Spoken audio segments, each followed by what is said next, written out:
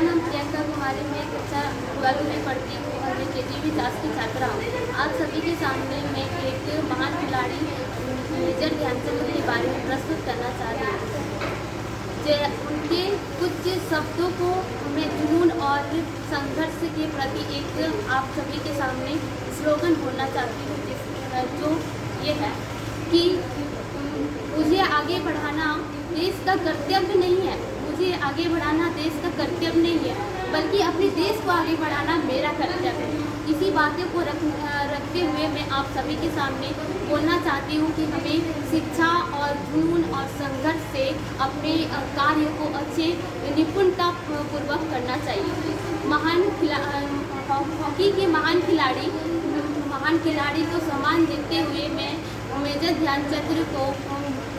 ध्यानचंद को सम्मानित किए बिना भारत के लिए अधूरा है और ये महत्वहीन है। और उन्हीं के साथ सन 1928 में पहली भारतीय हॉकी टीम में उनको चुना गया था, जो कि वो एमएसड्रम के खेल से प्रतियोगिता से जुड़ी हुई थी। और एमएसड्रम की पहली प्रतियोगिता में ही उन्होंने भारत के लिए 14 गोल बनाए और अपने देश के प्रति उन्होंने काम किया। और उन्हीं के साथ उनका और साहस, और आज के समय में तो आप वर्तमान समय में देखते आ रहे हैं कि 16 वर्ष की उम्र में आज के बच्चों में मोबाइल देखने को मिलता है, लेकिन उन्होंने 16 वर्ष की उम्र में ही उन्होंने एक स्टिक पकड़ा जो कि हॉकी टीम के लिए है। और स्टिक पकड़ा और उन्होंने इतने ही नहीं, 16 वर्ष में इंडियन आर्मी की जो भारतीय सेना में जुड़े और रातों रात उसने अपने गुरु और प्रशिक्षक के साथ चांद की रोशनी में उन्होंने अपना प्रैक्टिस जारी रखा। और उसी के साथ वो मेहनत, संघर्ष और लगन से सतत साधना की वजह से आज हमारे भारतीय टीम हॉकी के महान खिलाड़ी के नाम से जानते हैं, जो उनका जन्म 29 अगस्त 1905 में प्रयागराज इलाहाबाद में हुआ था।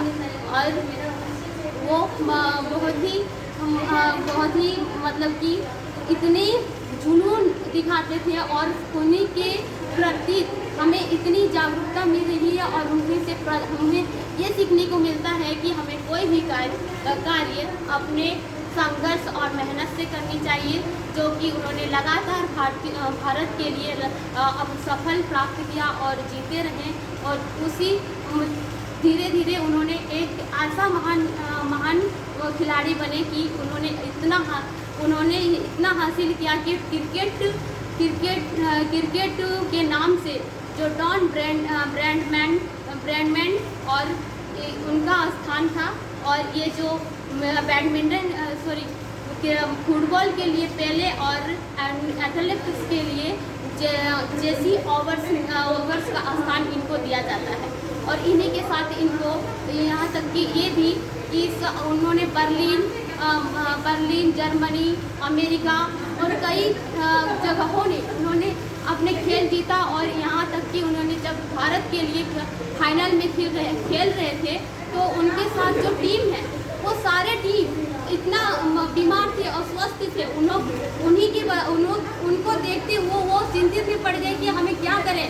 हमको समझ में नहीं आता कि अब ये फाइनल कैसे जीता जाए। और उन्होंने फिर से अपना मेहनत को जारी रखा और बीमार होते हुए भी उन्होंने कहा कि मैं अपने खेल को हारने नहीं दूंगा। और अपने भारत की शान को बनाए रखने के लिए उन्होंने बीमार होते हुए भी अपने खेल के मैदान में उतरे और वो निपुणता से और खेले और सफल हुए। वहाँ तक कि जयपाल सिंह मुंडा भी उसमें शामिल नहीं है। और इसी की जीत से उन्होंने, एक बार की बात है जो कि 1973 में आगरा में खेल हो रही थी,